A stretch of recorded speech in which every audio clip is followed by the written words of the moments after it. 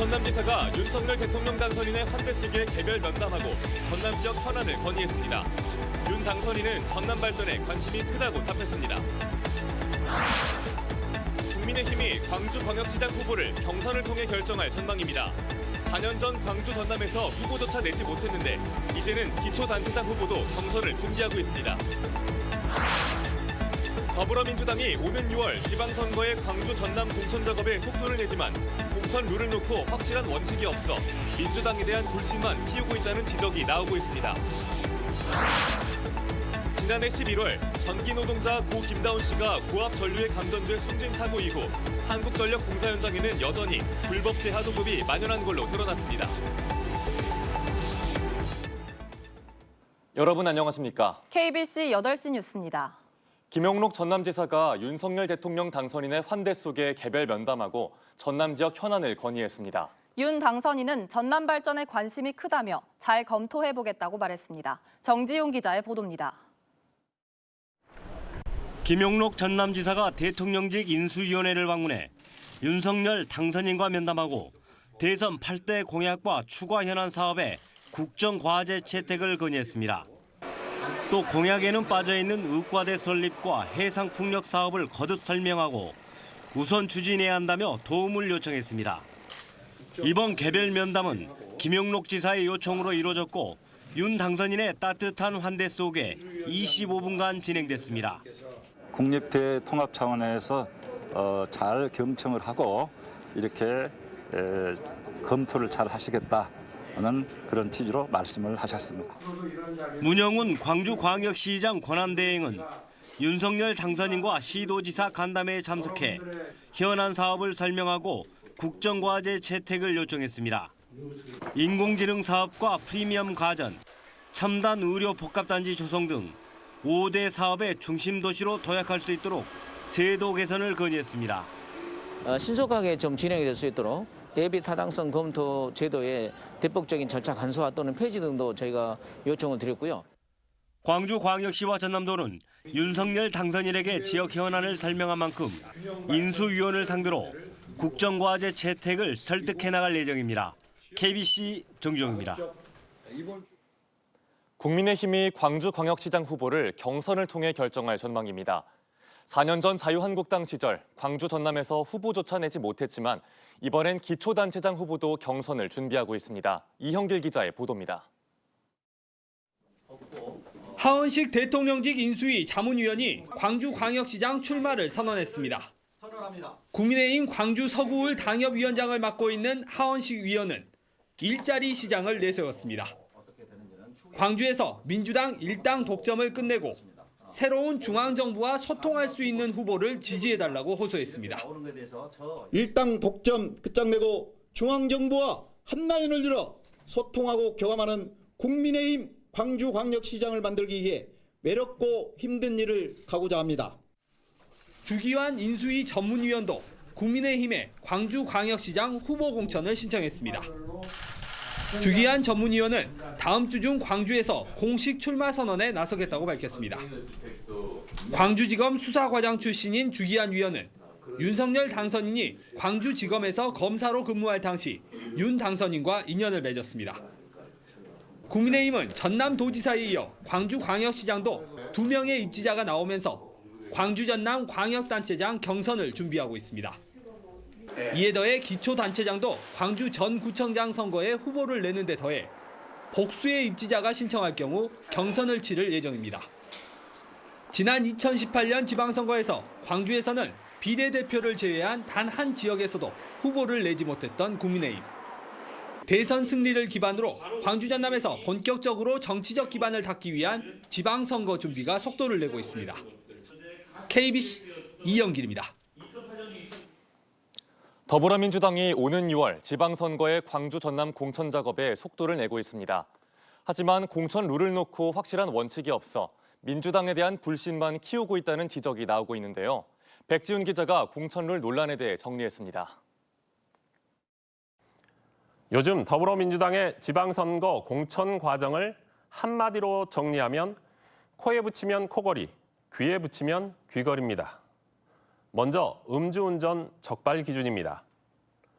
민주당 광주시당은 중앙당의 음주운전 3진 아웃제에 예외 없는 부적격 적용을 건의했습니다.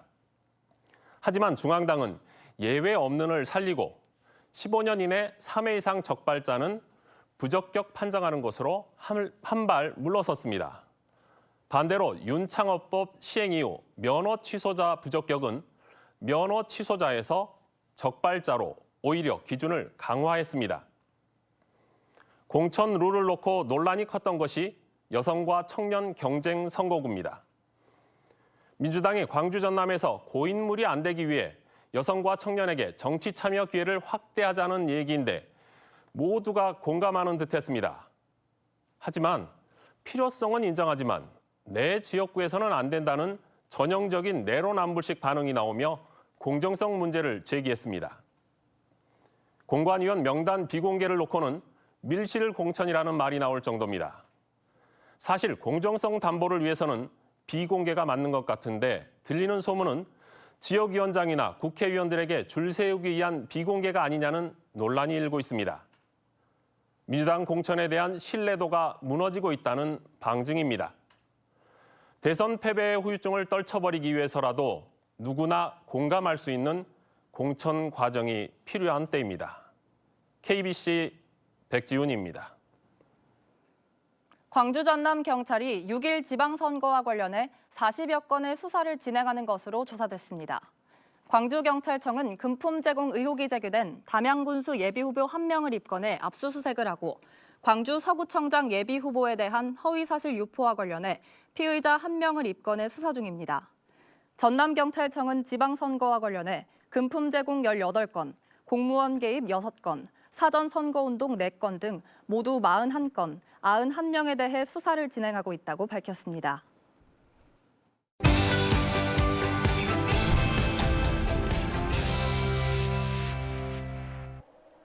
선택 2022 지방선거 관련 소식입니다. 재선 도전을 준비하고 있는 서대석 광주 서구청장에 대해 더불어민주당 광주광역시당이 후보 자격 부적격 판정을 내렸습니다. 정밀 심사 결과 최종 부적격 판정을 받은 서대석 광주 서구청장은 중앙당에 재심을 신청하고 출마 선언도 예정대로 진행하겠다고 밝혔습니다.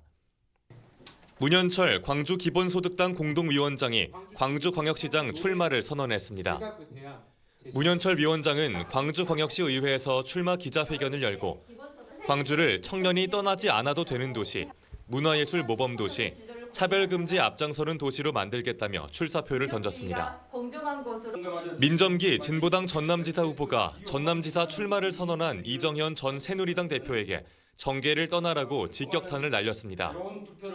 민점기 후보는 박근혜 탄핵과 함께 민중의 심판을 받은 자가 재기를 노리는 것은 도민을 우롱하는 행위이자 민주주의와 호남 정치에 대한 도발이라고 지적했습니다.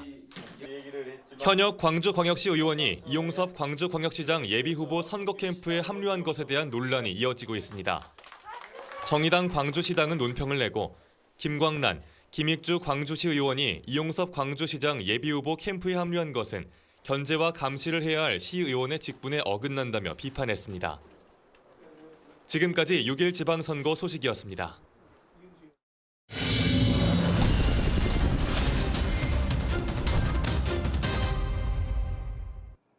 지난해 11월 전기 노동자 고 김다운 씨가 고압전류에 감전돼 숨지는 사고가 났는데요.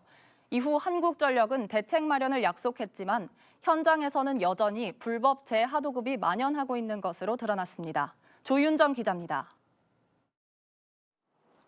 지난해 11월 10m 높이의 전봇대에서 전기 작업을 하다 숨진 한국전력 하청업체 노동자 고 김다운 씨. 당시 김 씨는 일반 면장갑을 착용한 상태로 동료도 없이 혼자 전봇대에서 작업하다 변을 당했습니다. 이후 한국전력은 안전대책을 발표하며 불법 하도급 관행을 뿌리 뽑겠다고 약속했습니다. 하지만 수개월이 지난 지금도 현장 노동자들은 여전히 안전을 보장받지 못하고 있습니다. 지금까지 30년 가차 일하고 있는 노동자입니다. 지금 뒤에 보시는 저 차처럼 저 같은 경우는 하루 종일 저기 안에 1m 안팎도 안 되는 저 안에서 하루 종일 작업을 하고 있는 상황입니다. 의지할 곳 하나 없이 맨몸으로 서가지고 불법 하도급 관행 역시 여전합니다. 건설노조의 조사 결과를 보면 한전과 계약한 협력업체 67곳 중 39곳이 하청업체에 불법으로 일감을 넘긴 것으로 나타났습니다. 광주 전남의 공사 현장이 불법 파도급의 60%를 차지하고 있습니다. 한국전력은 알면서 이 문제를 묵인하고 있는 겁니다. 이 과정에서 협력업체가 공사 대금의 30%를 가져가기 때문에 하도급 업체들은 열악한 재정 속에 공사 현장을 운영할 수밖에 없습니다. 현장 노동자들의 안전을 위협하는 불법체 하도급 관행을 뿌리 뽑기 위한 실효성 있는 대책 마련이 절실합니다.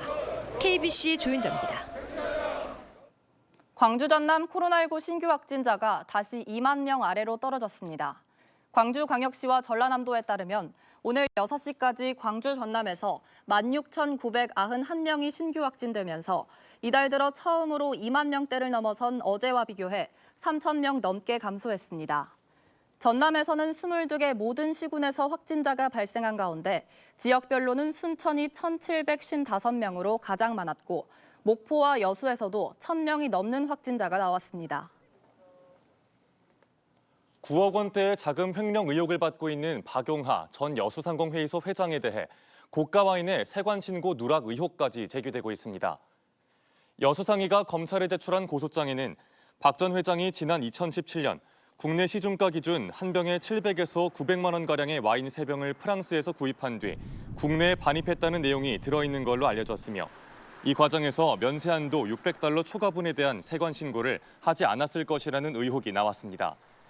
여수상의는 박 전 회장이 9억 7천여만 원가량의 자금을 횡령했다고 주장하고 있으며 이 중 와인 구매 횟수와 비용이 48차례 1억 6천만 원이라는 입장입니다.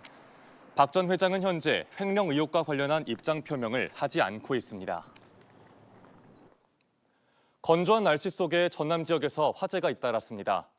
오늘 낮 12시 30분쯤 전남 무안군 몽탄면의 한 야산에서 성묘객의 실화로 추정되는 불이 나 임야 0.06헥타르가 불탔습니다.